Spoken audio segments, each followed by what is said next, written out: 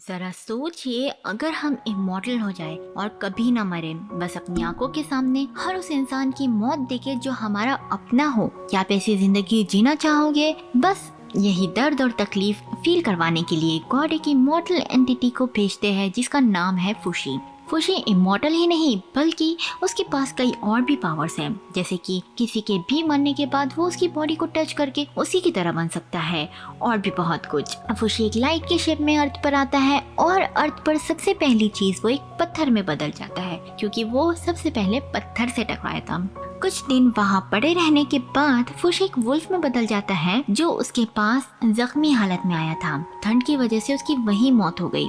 Wolf बनने के बाद फुशी को चलने में थोड़ी प्रॉब्लम होती है, क्योंकि पहली बार वो जिंदगी महसूस कर रहा था। लेकिन धीरे धीरे फुशी सब सीखने लगता है। वो अपने जख्म को भी हील कर लेता है जो उसे फ्री में मिला था वुल्फ की बॉडी के साथ। कुछ दूरी चलने के बाद वो एक अबैंडन विलेज में पहुंचता है। एक झोपड़ी के बाहर उसे एक लड़का मिलता है जो उसे खोया हुआ अपना वुल्फ समझता है। वो फुशी को हक करता है, लेकिन फुशी को घंटा समझ नहीं आ रहा था कि उसके साथ हो क्या रहा है। वो लड़का उसे अंदर ले जाता है। फुशी ने पहली बार आग देखी थी, आग उसे महसूस किया था। वो लड़का आग में कुछ बना रहा था जिसकी महक फुशी को उसके पास ले गई। लेकिन तभी एक चिंगारी फुशी की नाक पर आकर गिरती है, जिससे वो डर जाता है और उसे दर्द भी होता है। वो लड़का फुशी को सूप देता है, लेकिन वो सूप उसे जरा भी पसंद नहीं आता। लाइक सीरियसली डूड, अभी थोड़ी देर पहले उसकी महक से आग के पास गया। वो उसे उगल देता है। अगले दिन वो दोनों लकड़ियाँ लेने जाते हैं। वो लड़का फुशी को बताता है कि 5 सालों से वो यहाँ अकेला रह रहा है। धीरे धीरे करके सारे लोग माउंटेन के उस पार चले गए, क्योंकि उन्हें समझ आ चुका था कि यहाँ कुछ नहीं है। वो भी जाना चाहता था, लेकिन उसे अपने एल्डरली पीपल का ध्यान रखना था। धीरे धीरे करके वो तो मर गए, लेकिन वो अकेला वहीं रह गया। वो लड़का फुशी को उसकी ग्रैनीज और ग्रैंडपा की ग्रेव दिखाता है। तभी उन्हें घर की तरफ से एक आवाज आती है। फुशी को लगता है कि उसकी झोपड़ी में कोई आया है। वो खुशी के मारे उधर दौड़ता है और जैसे ही दरवाजा खोलता है, वेलकम कहता है, कोई नहीं, no one is there. Again वही आवाज उसे फिर से आती है। इस बार देखने पर पता चलता है कि उनके पाउंड में एक फिश फंसी है, जिसकी वजह से वो आवाज आ रही थी। वो खुश हो जाते हैं कि ये हमने तो शिकार कर लिए, अब हमें खाना मिल जाएगा।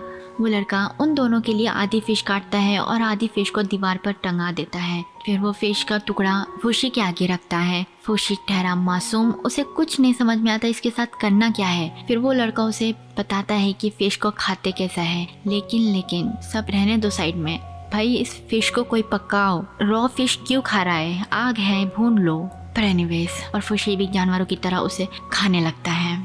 फिर वो लड़का फुशी को दीवार पर ड्रॉ किए हुए अपने फैमिली मेंबर्स की फोटोज बताता है। वो कहता है कि वो उन्हें रोज देखता है ताकि वो उनके चेहरे भूल ना जाए। उसे अभी भी उम्मीद थी कि वो उनसे कभी ना कभी तो जरूर मिलेगा। अगले कुछ दिनों तक वो दोनों सफर की तैयारी में लग जाते हैं, क्योंकि वो लड़का माउंटेन पर जाने का डिसाइड करता है। फिर वो विलेज छोड़ देते हैं और सफर पर निकल जाते हैं। बहुत दूर चलने के बाद जब वो लड़का पीछे पलट कर देखता है तो विलेज गायब हो चुका था। वो चलते हुए रास्ता याद रखता है जैसे उसके अंकल ने उसे बताया होगा। आगे जाकर उन्हें एक पत्थर पर एरो का साइन दिखता है, जिससे वो खुश हो जाते हैं। चलो हम सही रास्ते पर तो हैं। वो रात में एक पत्थर के पास कैंपिंग करते हैं, सूप बनाते हैं। वो लड़का फिर से फुशी को अपने अंकल के बारे में बताता है और बताता है कि वो कितना एक्साइटेड है उनसे मिलने के लिए। आफ्टर ऑल वो इतने सालों तक उनसे दूर था। ऐसे ही कई दिनों तक वो आगे बढ़ते रहते हैं और हर रात एक पत्थर के पास कैंपिंग करते हैं और फिर स्नोफॉल शुरू हो जाती है। लेकिन वो फिर भी आगे बढ़ते हैं और बढ़ते हैं। उस लड़के को एक ट्री दिखता है। वो एक्साइटेड होकर उसकी तरफ भागता है, इस उम्मीद में कि उसके ऊपर कोई साइन होंगी कि माउंटेन अब दूर नहीं, हमारी मंजिल अब दूर नहीं। लेकिन उस ट्री पर कुछ भी नहीं मिलता। अब उसके ऊपर ना तो साइन मिली ना कुछ मिला, तो इसीलिए वो उसकी लकड़ियां तोड़कर अपने साथ रख लेता है ताकि उसका एटलीस्ट कुछ यूज तो कर ले। उसे दूसरी तरफ एक पत्थर भी दिखता है, लेकिन वो स्नो के ऊपर कवर था, कुछ दिखाई नहीं दे रहा था। इसीलिए वो उसकी तरफ भागता है और भागते हुए रास्ते में बर्फ टूट जाती है और वो पानी में गिर जाता है। लेकिन थैंकफुली और लकीली वो तैर कर बाहर भी आ जाता है। जल्दी से जल्दी खुद को टॉवल से साफ करता है ताकि उसे ठंड न लग जाए। फिर हम देखते हैं कि उस लड़के के पैर पर बहुत बड़ा घाव हो गया है। रात में कैंपिंग करते हुए खुद को बैंडेज करता है और फिर वो सो जाते हैं। और फिर अगले दिन अपनी जर्नी शुरू करते हैं। लेकिन स्नो बद से बदतर होते जा रही थी, लेकिन फिर भी वो हार नहीं मानते। उन्हें आगे ही बढ़ना था, उन्हें अपनी मंजिल पर पहुंचना था। वो लड़का बहुत कमजोर हो चुका था, वो थक कर नीचे गिर जाता है, उसे सांस नहीं आ रही थी, लेकिन फिर भी अपनी हिम्मत जुटाकर वो आगे बढ़ता है। वो रात में कैंपिंग करते हैं और फिर अगले दिन सफर पर निकल जाते हैं ताकि जल्द से जल्द माउंटेन पर पहुंच सके। जल्द ही उन्हें एक मार्क किया हुआ पत्थर मिल जाता है। वो लड़के को बहुत बड़ा झटका लगता है जब वो पत्थर को देखता है, क्योंकि वहाँ पर क्रॉस का साइन लगा हुआ था, जिससे उसे पता चलता है कि विलेजर्स इसके आगे कभी गए ही नहीं, बल्कि उन सब की वही मौत हो गई।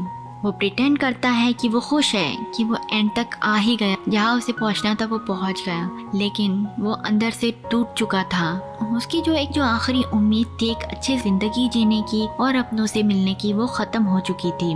वो फुशी को गले लगा कर रोता है। फिर वो डिसाइड करते हैं कि वो वापस अपने विलेज जाएंगे और एक नए सफर पर चल देते हैं। वापसी का सफर बहुत मुश्किल था। हैवी स्नोफॉल में उस लड़के की हालत बहुत खराब हो चुकी थी। वो इतना वीक हो गया था कि रास्ते में ही गिर जाता है, मरने के लिए तैयार। लेकिन फुशी उसे खींचता है, उठाता है और वो जैसे तैसे करके उनके विलेज पहुंचते हैं। उस रात उसकी हालत बहुत खराब हो गई थी। उसका घाव बहुत इन्फेक्टेड हो गया था और होते ही जा रहा था। वो हिम्मत जुटाकर बेड से उठता है और एक चेयर पर जाकर बैठ जाता है, लेकिन कुछ पल के बाद ही वो जमीन पर गिर जाता है। उस लड़के की सोल उसकी बॉडी छोड़ चुकी थी। फुशी उसे अपने मुंह से उठाने की कोशिश करता है, लेकिन खुद ही जमीन के पल गिर जाता है।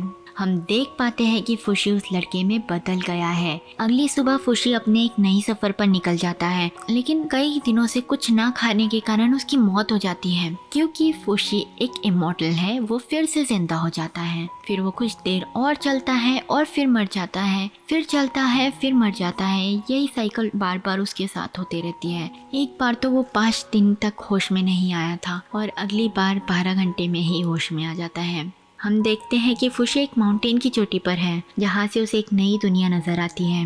वो जाने के लिए तैयार था, लेकिन अचानक से पीछे से एक बहुत बड़ा, लिटरली बहुत बड़ा बेर आ जाता है और फुशी को अटैक कर देता है। तो फ्रेंड्स, आज की वीडियो में बस इतना ही। फुशी के साथ क्या हुआ और उसकी जर्नी कैसे कैसे आगे बढ़ी, उसकी लाइफ में क्या क्या प्रॉब्लम्स आई, हम देखेंगे अगली वीडियो में, क्योंकि इसका पार्ट 2 बहुत जल्दी मेरे चैनल पर आने वाला है। प्लीज़ मेरे चैनल को सब्सक्राइब करिए और कमेंट्स में अपने सजेशंस और फीडबैक देना मत भूलिए।